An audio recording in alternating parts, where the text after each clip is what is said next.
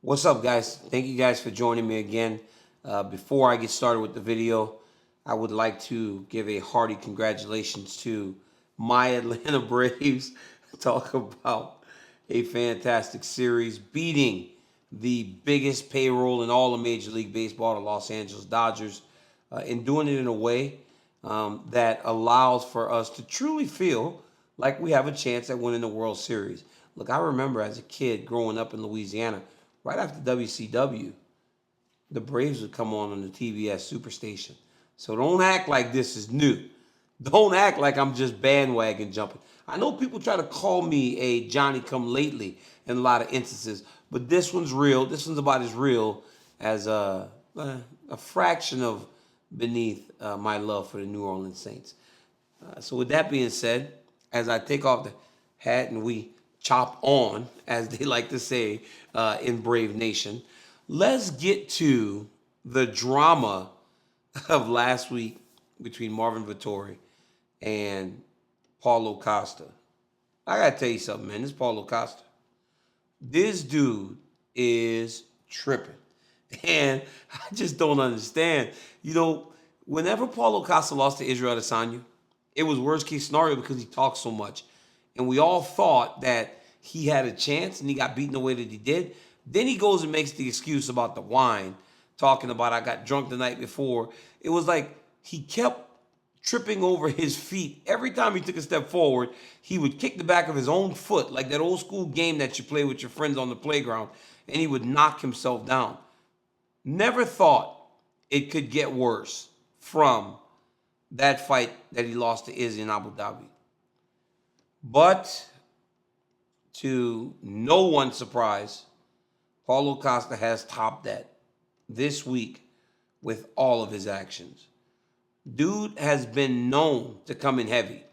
He has come in heavy on so many occasions. I mean, honestly, when he fought with me against Joe Romero in Anaheim, he was big. I could not believe how big Paulo Costa was going into fight week. But he made the weight.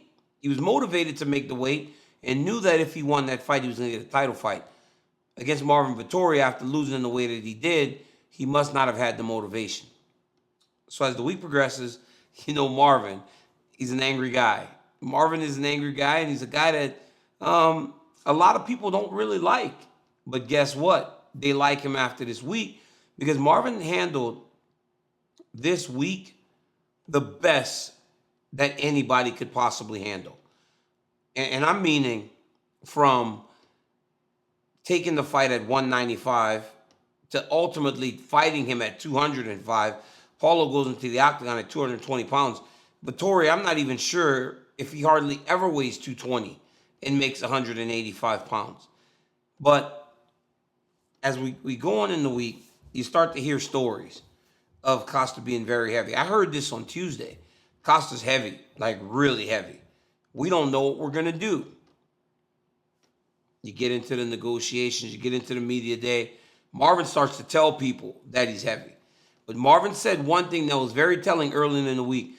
He goes, this guy's trying to get out of this thing, but he's around and he's got a real fighter in front of him. So I'm not letting him off the hook. That was huge by Vettori. And that told me right away Vettori was going to take the fight wherever the fight or whatever weight the fight was going to take place at.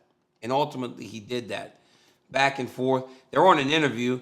Marvin's got on the sweatsuit. He looks like Rocky Balboa from way back in the day when Rocky was living too good when he lost to Mr. T.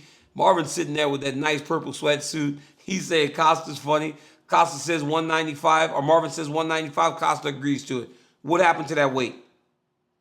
What happened to 195? I'm still trying to figure out why the fight took place at 205.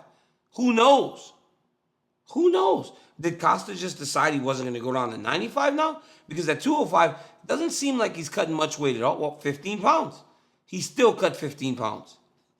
Paulo Costa still cut 15 pounds to make the weight above where he was supposed to fight. Vettori accepts it. There's fireworks at the weigh-ins. There's fireworks as Costa walks into the octagon, he charges Marvin Vettori. But then once the fight starts, a good fight, very active fight, Costa looked like he was done in round number 1. The dude looked fatigued. He's so big. I don't understand why he doesn't just fight 205. Train at 225, 220, cut the 20 pounds to 205, compete at a weight that he still could be effective. The kid's a good fighter. He's just out of his damn mind. His entire crew's out of their mind too, because Eric Alvarez seems as crazy as they come. But as the fight's going on, you see Costa fatiguing very early. I think that's why you saw the sway in the betting line. When this fight got announced, he was a minus 200 favorite. But then as we got closer, he became an underdog. Because when you can't make the weight above, essentially, or you're cutting that much weight to get down to the weight above, now it starts to look like you didn't put the preparation in to give yourself a real chance at winning the fight. And that is why people bet Vettori up so much, and he ultimately proved them right with the performance. Costa's doing a good job in round number 2, kicks Vettori in the head, having his best round of the fight. Then he pokes him in the eye. Now, here's the thing. The poke in the eye, I get it. But when he got a point deducted, and I'll tell you this, I thought this immediately, right afterwards. I thought to myself, Jason Herzog has been watching the headlines. Jason Herzog has been watching and paying attention to the story that's going around this fight. Because everybody hates Costa, right? From the way in, he's like rubbing his hands. He's like playing the bad guy all week. But when he took the point after one eye poke that really did not look intentional to me, it told me that Herzog has been kind of following the headlines, and he allowed for that emotion of Costa being the bad guy to make him go a little bit too fast. Should have been a warning. We have seen much more severe eye pokes happen in fights. I've done them myself, where I've poked guys more than this guy poked Marvin Vettori and didn't get a point taken away. As an official, you can't read the headlines. That's one thing that I've learned as I've been doing these fights. Everybody pays much more attention than you ever want to believe. Everybody. From the fighters to the referees, everybody pays attention. The commentators, everybody listens. And they listen to things that they shouldn't. So at times, as humans, they make decisions, or we make decisions that may end up not being the right thing for the situation. And I think in this one, Herzog read the headlines, and he may have judged Costa unfairly. And you saw it in the final scorecard. You saw 48-46, 48-46. That would have been 48-47, a 3 rounds to 2 win for Marvin Vettori. Vettori deserved to win the fight. And very rarely, guys, does karma really just come back and do what it's supposed to do. That happened tonight. We have seen on multiple occasions people miss weight, not have to peel off those last few pounds, go into the octagon much more fresh, and they just wash through their opponents. Unfair. Unfair. And even at 20%, look, what it essentially boils down to is Paulo Costa missed weight by 20 pounds if he weighed in at 205.5. You're telling me that 20% of his purse is equal to someone that misses by half a pound, 3 pounds, 4 pounds? He should have been fined much more severely. It should have hit him for like 30%, 40%. Really make these guys reconsider what happens when they go to the fight week and they don't intend to make the weight. Because you know if you're making weight or not. This ain't a surprise when you get to Tuesday, Wednesday, Thursday, and you're so heavy. You know. I always knew when I was fighting at 205, if I was more than 225 on Sunday, I was in trouble. So I always made sure on Sunday mornings I was 225. I always went for a run to get to 221, 220 pounds. Then I knew I was okay. If you are heavier than that, you know, this ain't no surprise. You know you're in trouble. So you should be fined appropriately for the action. And Costa didn't get fined for the action. But Like I said, Cormier worked today because not only did he lose 20% of his fight purse, he didn't get the win bonus. So now you're looking at 70% of his money. 70% of his money is gone now because the win bonus is half, and then 20% of his 50% to show. He only took home 30% of the money that he was going to make. And granted, the guy's well paid, but that hurts. That hurts. Not getting the win and also having to pay the fine. To Marvin Vettori, my man, I'm a professional wrestling guy, and you had a face turn like no one could have imagined. What a face turn means is you go from the bad guy to the good guy. You stop hearing the boos when you hit the curtain. Now you hear the cheers when you walk towards the ring. Right now, with the way you handled this week, with Dana coming and giving you the rub, telling you that you were such a professional, this week was not possible without you. Now you are on the good side. You're a face. Don't mess this up, man. Don't mess this up, Marvin.